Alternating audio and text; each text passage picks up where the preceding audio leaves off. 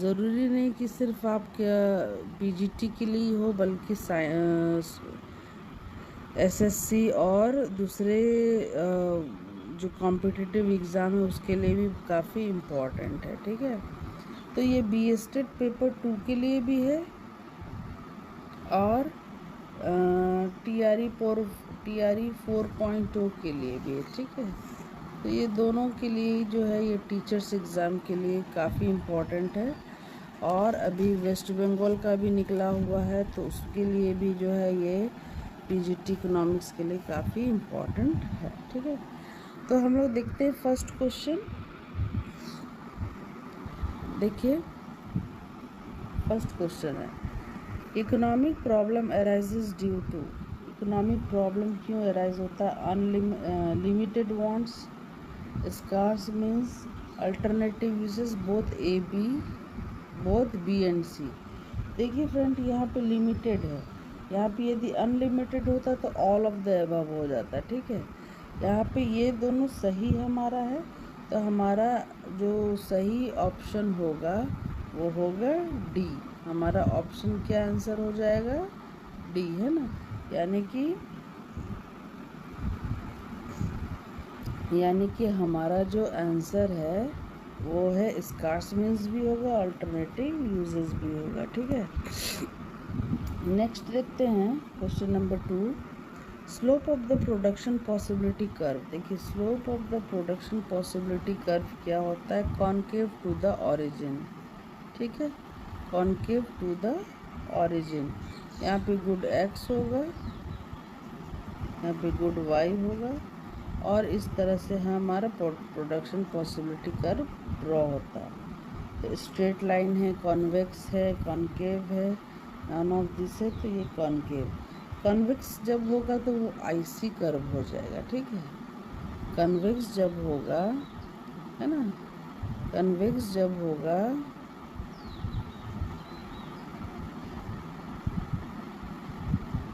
ये IC curve हो जाएगा, लेकिन जब भी ये आपका कॉनकेव रहेगा तो ये पीपीसी कर्व, इसी को हम कहते हैं।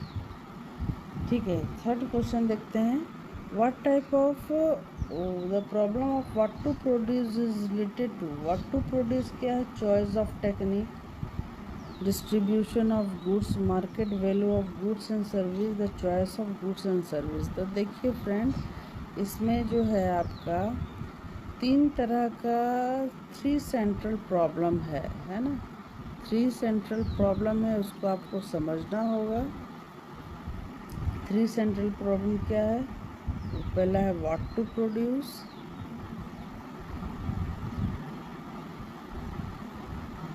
दूसरा क्या है? How to produce,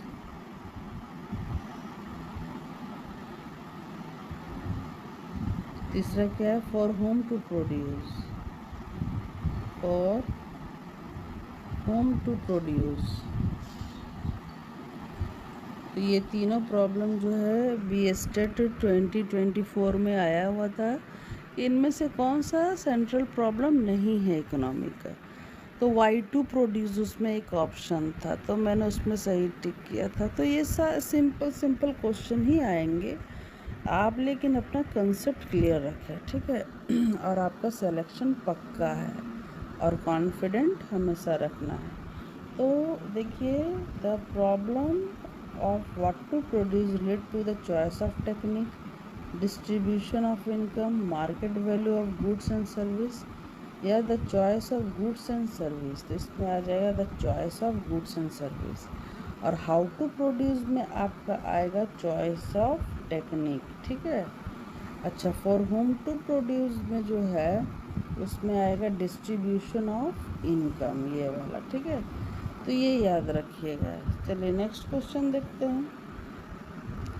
which of the following, question number 4, which of the following is related to the problem how to produce. तो अभी मैंने डिस्कस किया, factor, distribution of income, choice of technique, choice of product, या none of this. तो इसमें सही option क्या होगा? Choice of technique. ठीक है, in the diagram alongside देखिए ये 16 का डायग्राम दिया हुआ है। Inefficient use of resources. देखिए इनएफिशिएंट क्या होगा या इफ़िशिएंट क्या होगा या अनअटेनेबल, 3 तरह का आएगा। इनएफिशिएंट होगा सी, ठीक है। फुल्ली यूटिलाइज्ड होगा ए और बी, और अनअटेनेबल होगा डी, जिसको ऐसा रिसोर्स जो अभी तक हम जिसको काम नहीं हो पाया है, ठीक है। तो इनएफिशिएंट हमारा होगा, तो इसमें हमारा सही ऑप्शन हो जाएगा पॉइंट सी, ठीक है। जो इनएफिशिएंट है, इनएफिशिएंट है, ये हो जाएगा अटेनेबल, अटेनेबल या फुल्ली यूटिलाइज, और डी हो जाएगा अनअटेनेबल। डी जो पॉइंट होगा वो होगा अनअटेनेबल, ऐसा रिसोर्स जिसको अभी तक भारत सरकार या कोई लोग अभी तक उसको छू नहीं पाए हैं, ठीक है। क्वेश्चन नंबर 6 देखते हैं। When economy is operating on the PPC it indicates. जब भी इकोनॉमी जो है पूरी तरह से सारे रिसोर्स को यूज़ कर रहा है, ठीक है, सारे रिसोर्स को बढ़िया से यूज़ कर रहा है, तो क्या potential output is greater than actual output, ये होगा, या potential output is equal to actual output, potential output is less than actual output. तो इसका सही आंसर होगा बी, ठीक है। तो ये क्वेश्चन आप लोग अपने कॉपी में लिख ले और इस तरह का कॉन्सेप्चुअल क्वेश्चंस को ज़्यादा से ज़्यादा प्रैक्टिस ज़रूर करें। देखिए, increased growth of resources implies that production possibility curve। देखिए ग्रोथ ऑफ रिसोर्सेज, जब भी हमारा रिसोर्सेज ग्रोथ हो रहा है ना, यानी कि एक्स का रिसोर्सेज भी बढ़ गया और वाई का रिसोर्सेज भी बढ़ गया, तो ये क्या होगा, टर्न टू राइट, है ना। ये हमारा कहाँ किस तरफ मूव किया, राइट की तरफ। तो shift to the right, shift to the left, rotates to the right, none of this. इसका आंसर होगा ऑप्शन नंबर ए, ठीक है। नेक्स्ट है, नेक्स्ट देखते हैं हम लोग।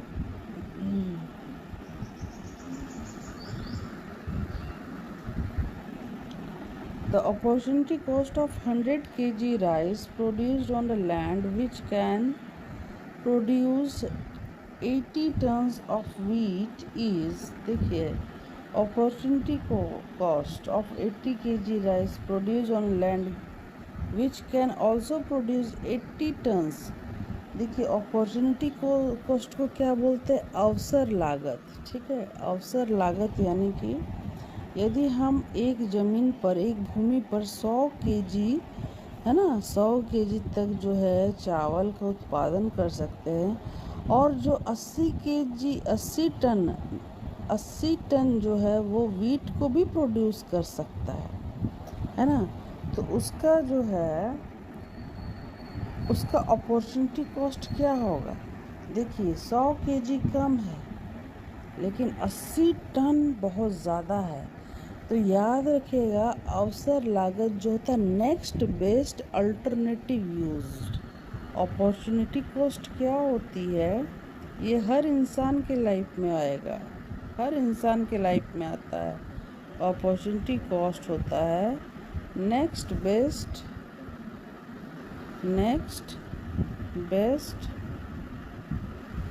अल्टरनेटिव यूज़, ठीक है। आपको यदि अभी नौकरी मिल रहा है 10-15 हज़ार का, यदि आपने कहीं अप्लाई किया और आपको मिल रहा है 40,000, सो 40,000 is your next best alternative use, ठीक है।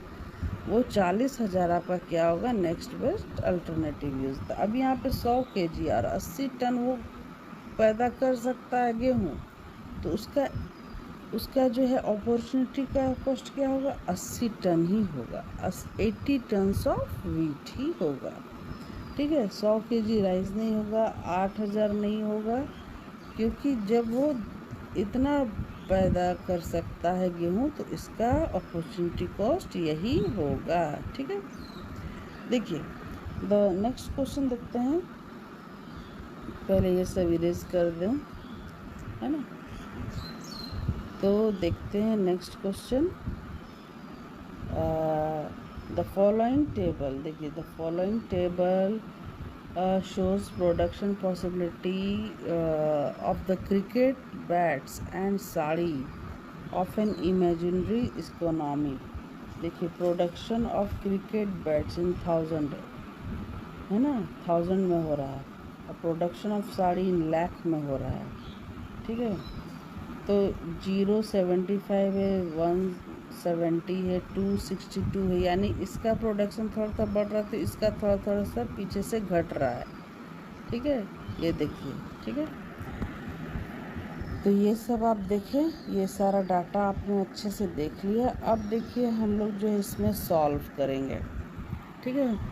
If the production of cricket bat increase from 3000 to 4000, देखिए 3000 से 4000 में अपॉर्चुनिटी कॉस्ट क्या हो जाएगा, बहुत इजी है। जब भी हम 3 और 4 के लाइन में ही लेना है तो 50 है और ये 30 है ना। तो 50 माइनस 30 हम कर दें, क्या हमारा लिख लेगा 20, तो हमारा आंसर हो जाएगा 20 लाख साड़ी, ये वाला आंसर हो जाएगा, ठीक है। I hope you will all understand this. Concavity of PPC implies, concavity क्या होता है, कॉन्केविटी इस तरह से, कॉन्केविटी क्या होता है, increasing slope, decreasing slope, constant slope, या देखिए जब इस तरह का होगा तो इंक्रीजिंग, ठीक है।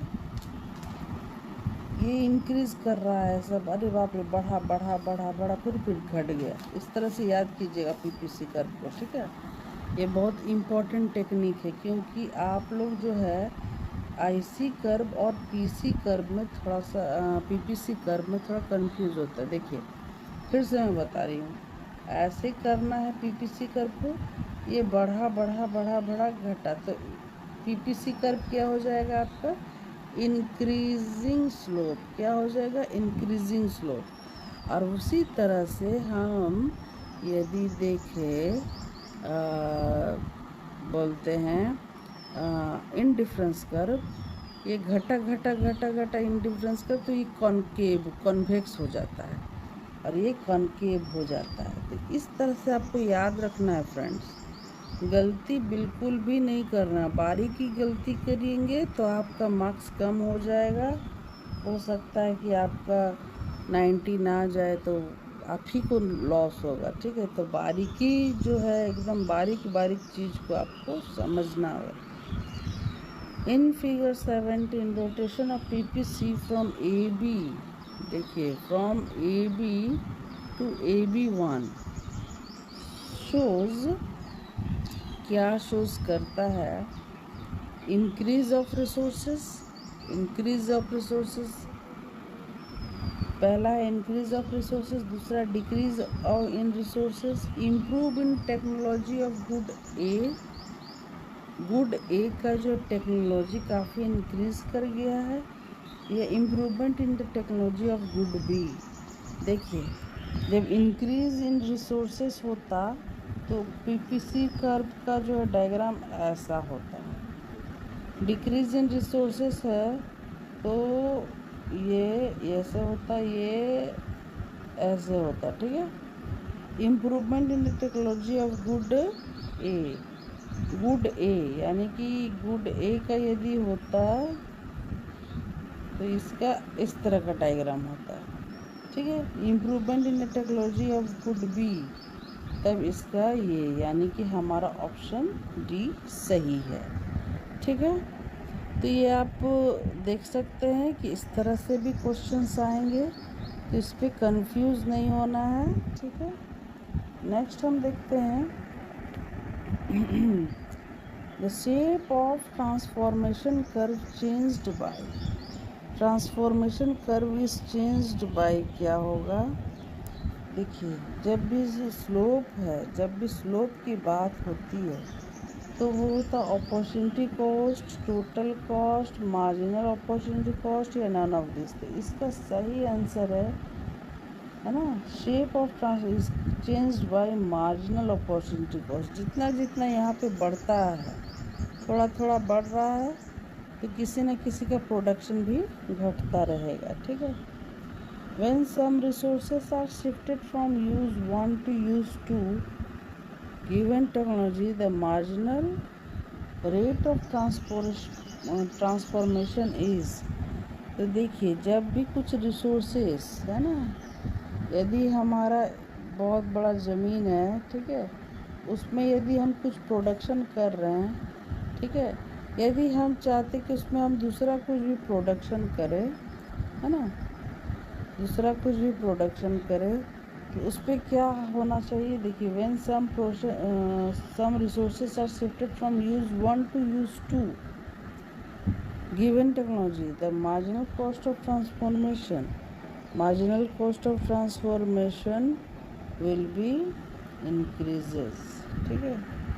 जब भी हम एक यूज़ से दूसरे यूज़ में जाएंगे तो उसका मार्जिनल रेट ऑफ ट्रांसफॉर्मेशन क्या होगा, इंक्रीजेज होगा। ठीक है। क्योंकि हमें पता है अभी इसको प्रोडक्शन करके कोई लाभ नहीं है, अभी ये मौसम आ गया तो इसको प्रोडक्शन करेंगे तो हमारा फ़ायदा होगा, तो वो इंक्रीज ही करेगा। अब नेक्स्ट देखते हैं, output of good eggs decrease by 500 unit. Output of good eggs जो है ना, ये एक्स है और ये वाई है, ये डिक्रीज़ किया है 500 यूनिट और वाई इंक्रीज बाय 500 यूनिट। इसको डिक्रीज़ किया 500 यूनिट और इसको इंक्रीज किया 500 यूनिट। ठीक है।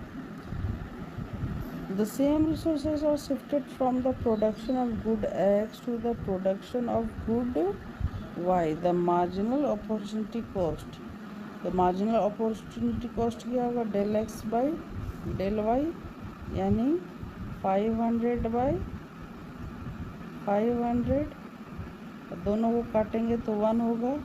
तो हमारा ऑप्शन देख लेते हैं, इसका आप पहले सॉल्व कर लेना, फिर हम अपना ऑप्शन देखते हैं। ऑप्शन हमारा है 1। ठीक है। तो हमारा ऑप्शन जो है वो हो जाएगा 1.0। ठीक है। तो इस तरह से हम ये सॉल्व कर दिए सारा MCQ। तो फ्रेंड्स, आई होप आपको ये वीडियो अच्छा लगा होगा। So please like, share and subscribe for more videos. और इसी तरह से मैं कुछ भी है ना, जो भी BPSC का जो इम्पोर्टेंट क्वेश्चंस है वो लेकर के आऊँगी। सो